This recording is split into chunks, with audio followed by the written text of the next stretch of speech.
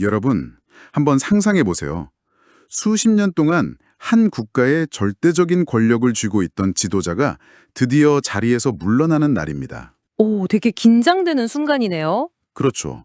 보통 이런 거대한 권력의 이양기라고 하면 밀실에서 오가는 은밀한 거래나 아니면 퇴임 후를 보장받기 위한 복잡한 방어막 같은 것들을 떠올리게 마련이잖아요. 네, 현실 정치에서는 너무 당연한 수순이죠.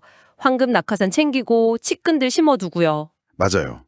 그런데 이 지도자에게는 황금 낙하산도 없고 그 흔한 비밀 유지 계약서도 없습니다. 대신 그는 광장 한가운데 서서 엄청난 군중에게 마이크를 넘기며 이렇게 말해요. 와, 광장에서 마이크를요? 네. 그러고는 대중에게 선언합니다. 내가 평생 리더로 있으면서 단 1원이라도 횡령했거나 내 지위를 이용해 누군가를 억압하고 착취한 적이 있다면 지금 내 면전에서 당장 고발하라고요. 야, 이거 현대의 거대 기업이나 정치판에서는 정말지 상상조차 하기 힘든 약간 판타지에 가까운 장면이잖아요. 그러니까요. 마치 수십 년간 기업을 이끈 최고 경영자가 은퇴식에서 모든 직원한테 나한테 갑질당한 사람이 있으면 지금 손들라고 오는 거랑 똑같거든요. 진짜 아무도 안 나설 거라는 완벽한 자신감이 없으면 절대 못하는 행동이죠. 맞습니다. 그런데 이 비현실적으로 들리는 장면이 수천 년 전의 고대 문헌에 실제로 떡하니 기록되어 있습니다. 아, 오늘 우리가 다룰 그 텍스트 말씀이시군요. 네, 오늘 이 심층탐구에서 우리가 파헤쳐볼 텍스트는 바로 사무엘상 12장입니다. 한 국가가 영적 지도자 체제에서 왕이 다스리는 군주제로 넘어가는 그 거대한 권력 이양의 현장을 생생하게 담고 있죠. 이 텍스트가 참 흥미로운 게 고대 기록이지만 현대인들에게 던지는 메시지가 엄청나게 날카롭거든요. 정말 그래요. 만약 여러분 중에 지금 조직의 거대한 개편을 겪고 계시거나 삶의 굵직한 전환점 앞에 서 계신 분들이라면 오늘 우리가 추출해 날 통찰이 얼마나 놀랍도록 현대적인지 곧 깨닫게 되실 겁니다. 자, 곧바로 텍스트 속으로 들어가 보죠. 네, 좋습니다. 이 엄청난 퇴임 연설의 주인공인 사무엘은 왜 굳이 이런 위험한 공개 감사를 자청한 건가요? 그가 처한 맥락을 먼저 이해하는 게 아주 중요합니다. 텍스트 1절부터 5절을 보면 사무엘은 자신이 어려서부터 머리가 희게 늙을 때까지 평생토록 백성들 앞을 출입했다고 말하거든요. 아, 문자 그대로 일생을 리더십에 바친 거네요. 맞아요. 그런데 백성들은 이제 그 영적 지도자 체제를 끝내자고 한 겁니다. 우리도 다른 나라들처럼 눈에 보이는 왕을 세워달라고 강력하게 요구해서 결국 새로운 체제가 막 출범한 직후의 상황이에요. 약간 팽당한 느낌도 들었겠는데요. 인간적으로는 충분히 그럴 수 있죠. 그런데 사무엘은 새롭게 세워진 왕과 온 백성을 쫙 모아놓고 단도직입적으로 묻습니다. 내가 누구의 소나 나귀를 빼앗았는가? 누구를 속이거나 뇌물을 받은 적이 있는가? 와, 진짜 직설적이네요. 네, 그러자 백성들이 일제히 대답합니다. 당신은 결코 우리를 속이거나 압제하지 않았고 단 하나도 빼앗은 것이 없습니다라고요. 완벽한 결백을 공식적으로 증언해 준 거죠. 대박이네요. 스스로 도덕적이고 재정적인 투명성을 대중 앞에서 완벽하게 입증해낸 건데 그렇죠. 근데 솔직히 권력을 내려놓는 마당에 이렇게까지 철저하게 자신의 과거를 파헤치도록 판을 깔아줄 이유가 있었을까요? 그저 자신의 억울함을 풀거나 명예를 지키기 위한 행동치고는 너무 극단적이라는 생각도 들거든요. 아, 여기서 매력적인 점이 바로 그겁니다. 이것은 단순히 개인의 억울함을 풀려는 차원의 행동이 절대 아니에요. 오, 그럼 다른 목적이 있었나요? 아주 고도의 정치적이고 영적 선언을 하는 중인 겁니다. 사무엘은 지금 막 시작된 왕정이라는 새롭고 거대한 권력 체제에 대해서 빠져나갈 수 없는 강력한 도덕적 기준선을 설정하고 있는 거예요. 아, 그러니까 앞으로 올 권력을 향한 일종의 가이드라인 같은 거군요. 정확합니다. 평생 절대 권력을 가졌단 나조차도 너희의 것을 단 하나도 착취하지 않았다. 그러니 새롭게 세워진 인간 왕 역시 이 철저한 투명성과 청렴함의 기준을 따라야만 한다.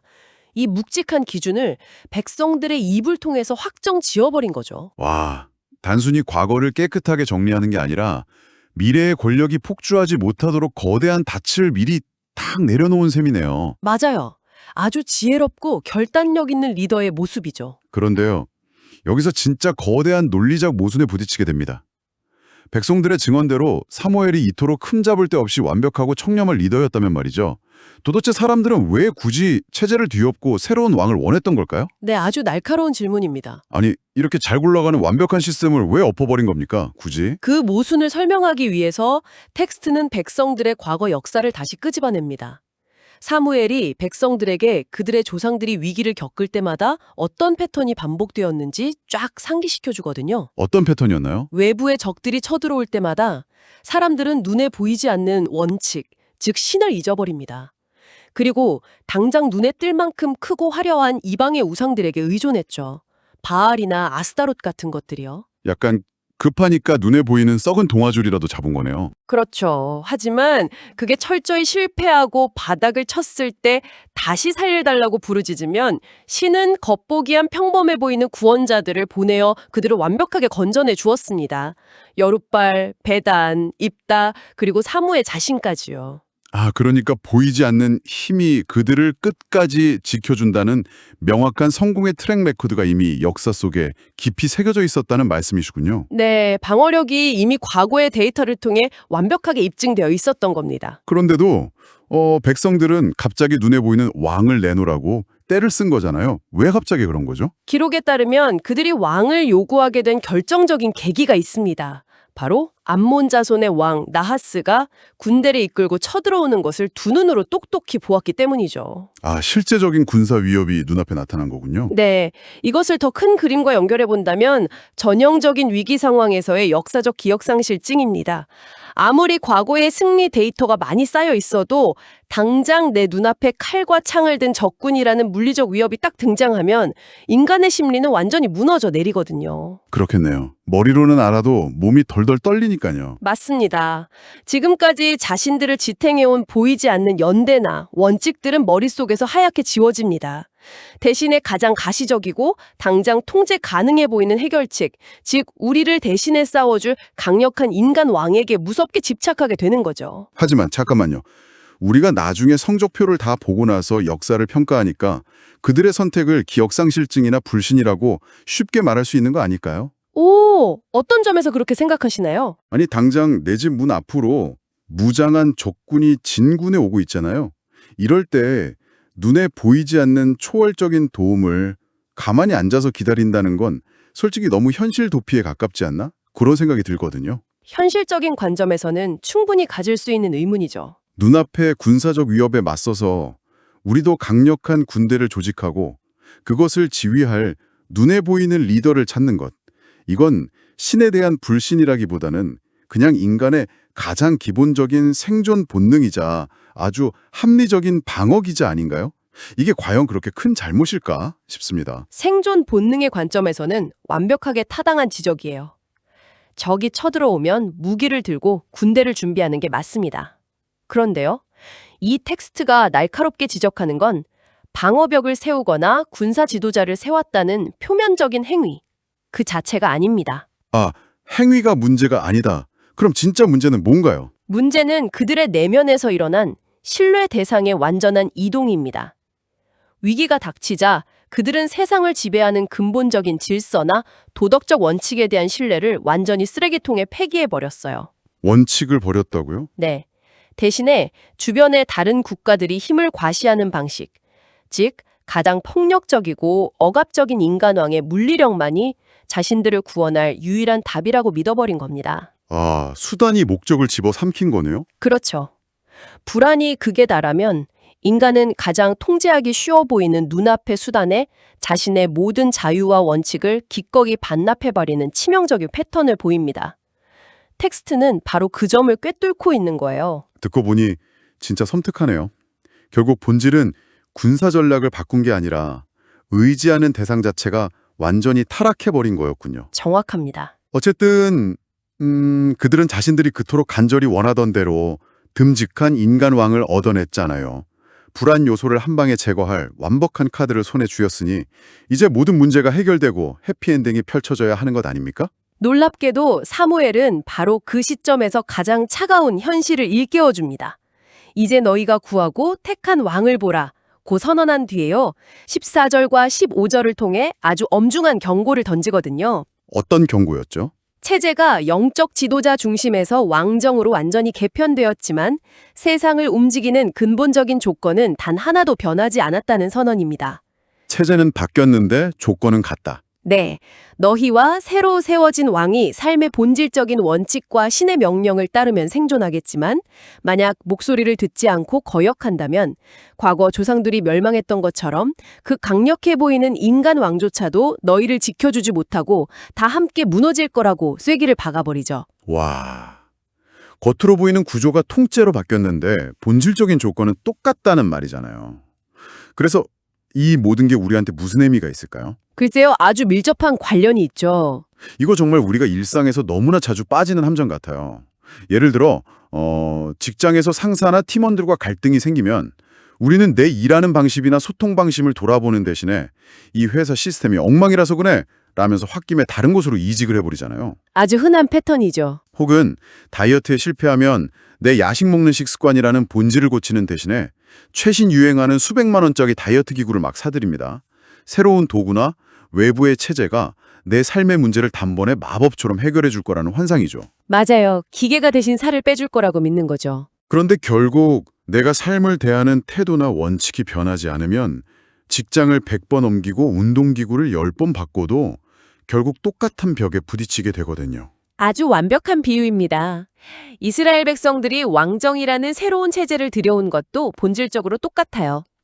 그들은 왕이라는 거대한 물리적 방패 뒤에 쏙 숨으면 모든 불황이 해결될 거라 굳게 믿었죠. 다이어트 기구 샀으니 이제 살 빠질 일만 남았다고 믿은 거네요. 네.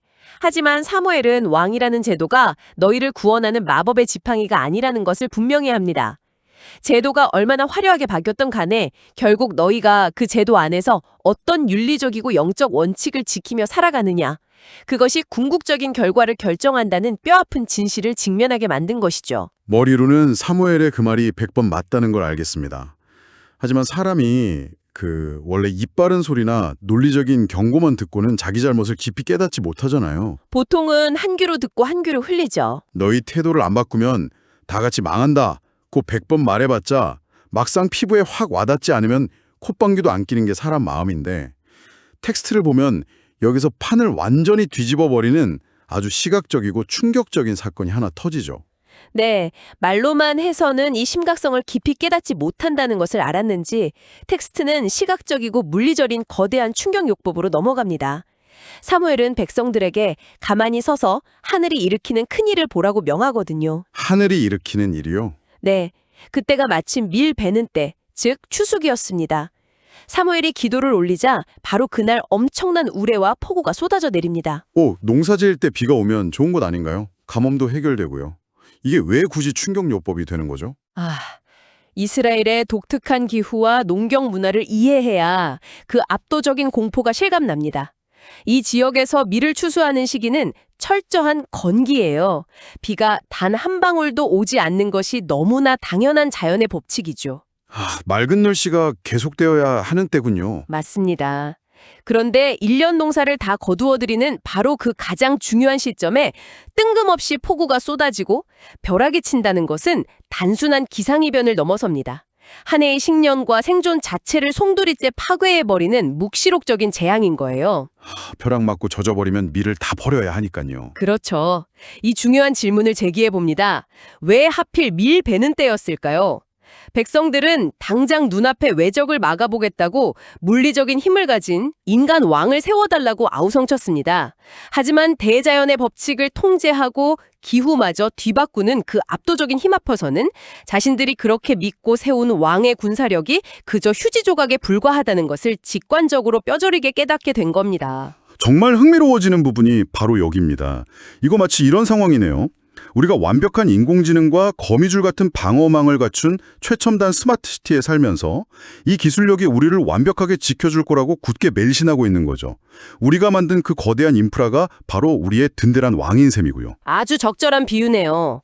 그런데 어느 날 전례 없는 초강력 태풍이나 지진이 덮쳐서 도시 전체가 대규모 정전, 즉 블랙아웃 상태에 빠져버린다고 상상해 보시죠. 맞아요. 바로 그거예요. 그 순간 그토록 맹신했던 최첨단 방어 시스템과 데이터망은 일순간에 그저 거대한 고철 덩어리가 되어버립니다. 스마트 시티가 졸지에 암흑의 도시가 되는 거죠. 네. 칠흑 같은 엄 속에서 인간이 만든 그 어떤 시스템도 대자연의 압도적인 힘 앞에서는 철저히 무기력하다는 걸 온몸으로 느끼게 되겠죠. 수천 년 전 건기의 쨍쨍한 밀밭 한가운데서 갑자기 하늘이 찢어지고 벼락이 떨어질 때 백성들이 느꼈을 감정이 바로 그 철저한 공포와 무력감이었을 겁니다. 자신들이 그토록 원했던 군대의 칼과 창이 벼락 앞에서는 아무짝에도 쓸모가 없으니까요. 정확합니다. 그 압도적인 무력감과 공포 앞에서 백성들은 마침내 바닥에 납작 엎드립니다. 그리고 사무엘에게 다급하게 애원하죠. 우리가 죽지 않게 해주십시오. 우리가 왕을 구하는 악을 더했습니다. 라고요. 드디어 고집을 꺾었네요. 네, 자신들의 선택이 생존을 위한 합리적 판단이 아니라 근원을 저버린 끔찍한 오만이자 불신이었음을 완전히 인정하고 항복하게 된 순간입니다. 끔찍한 공포에 질려서 자신들의 오판을 처절하게 인정하는 군중들. 사실 상황이 딱 여기까지 오면 밀려난 리더의 입장에서는 속으로 조금 통쾌해야 정상 아닌가요? 인간적으로는 속이 다 시원할 수도 있죠. 거봐라, 내가 뭘 했냐. 너희들이 나를 헌신짝처럼 버리고 왕을 찾더니 꼴 좋다 라고 비웃거나 아니면 실망감에 그 자리를 영영 떠나버리는 게 가장 자연스러운 인간의 본성일 텐데요. 그 처절한 애원을 들은 사무엘은 도대체 어떻게 반응합니까? 놀랍게도 사무엘의 반응은 일반적인 리더들의 예상을 완전히 뒤엎어버립니다. 오히려 진정한 리더십의 정수가 무엇인지를 제대로 보여주죠. 어떤 식으로요? 그는 엎드려 떠는 백성들을 향해 가장 먼저 두려워 말라며 따뜻하게 안심시킵니다. 그러고 나서 아주 객관적이고 단호하게 상황을 짚어주죠. 너희 다 악을 행한 것은 맞다. 하지만 유익하게도 구원하지도 못하는 헛된 우상을 이제라도 좇지 말고 올바른 길을 가라. 잘못은 정확히 짚어주되 벼랑 끝으로 밀어내지는 않네요. 네, 잘못은 지적하지만 결코 그들을 정죄하거나 내치지 않습니다. 심지어 신조차도 자신의 크신 이름 때문에 너희 백성을 결코 버리지 않을 것이라고 큰 위로를 건네죠. 와, 그리고 이어지는 사무엘의 마지막 선언이 이 이야기의 핵심입니다. 나는 너희를 위하여 기도하기를 쉬는 죄를 여호와 앞에 결단코 범치 않고 선하고 의로운 길로 너희를 가르칠 것이다. 잠깐만요. 기도를 쉬는 것을 죄라고 표현한 부분이 정말 소름 끼치도록 놀랍습니다.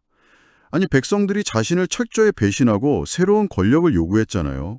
그럼에도 불구하고 그들을 포기하지 않고 끝까지 그들의 영적인 후원자이자 스승으로 남겠다는 거네요. 맞습니다. 만약 자신이 그 역할을 기분 나쁘다고 포기한다면 그것을 리더로서 자신의 큰 죄로 여기겠다는 엄청난 선언이잖아요. 바로 그것이 이 텍스트가 전달하려는 가장 핵심적인 메시지입니다. 대중이 치명적인 실수를 저지르고 바닥을 쳤을 때 진정한 리더의 역할은 자신의 옳았음을 증명하며 상대를 짓밟고 정죄하는 것이 아닙니다. 네.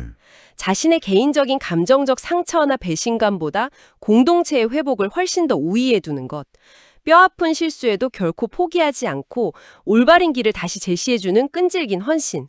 사무엘은 리더십이란 조건부 계약이 아니라 끝없는 책임감이라는 것을 행동으로 증명해 보인 겁니다. 와, 정말 깊은 울림이 있네요.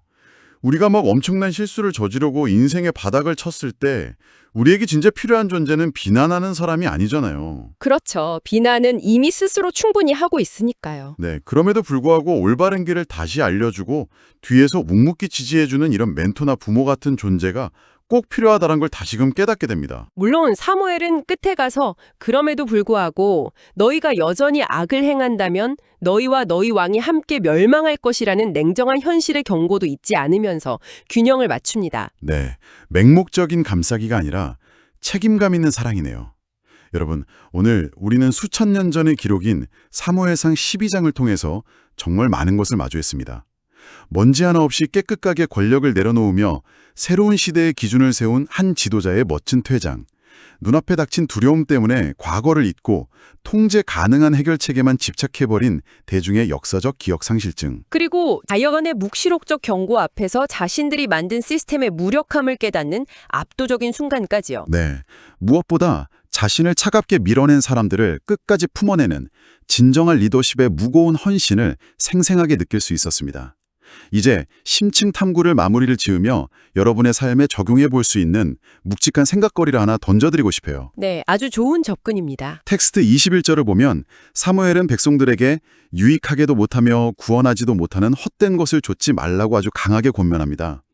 이 문장을 지금 방송을 듣고 계신 여러분의 일상으로 한번 가져와 보세요. 각자의 삶 속에 있는 우상을 찾아보는 거군요. 네, 당신이 삶의 위기 앞에서 그저 두려움에 쫓겨 급하게 만들어낸 당신만의 왕은 무엇입니까? 눈에 보이는 든든한 재력인가요? 아니면 명함에 찍힌 그럴싸한 직함인가요? 아니면 나를 완벽하게 보호해 줄 거라고 믿는 어떤 거대한 시스템이나 인맥인가요? 누구나 하나쯤은 의지하는 화려한 방패가 있기 마련이죠. 어쩌면 우리는 그 내면의 근본적인 불안을 잠재우기 위해서 스스로 세워놓은 그 헛된 해결책을 유지하느라 삶에서 가장 본질적이고 참된 원칙들을 오히려 잃어버리고 있는 것은 아닐까요? 정말 전곡을 찌르는 질문이네요. 본질을 놓치고 껍데기에만 집착하는 건 아닌지 돌아봐야겠습니다. 오늘 이 질문을 조용히 스스로에게 던져보시면서 진정으로 나의 삶을 지탱하는 것이 눈에 보이는 화려한 체제인지 아니면 보이지 않지만 단단한 원칙인지 깊이 탐구해 보시길 바랍니다. 언제나 여러분의 지적 호기심과 성장을 곁에서 응원하며 다음번에도 더 깊고 흥미진진한 지식의 여정으로 돌아오겠습니다. 함께해 주셔서 감사합니다.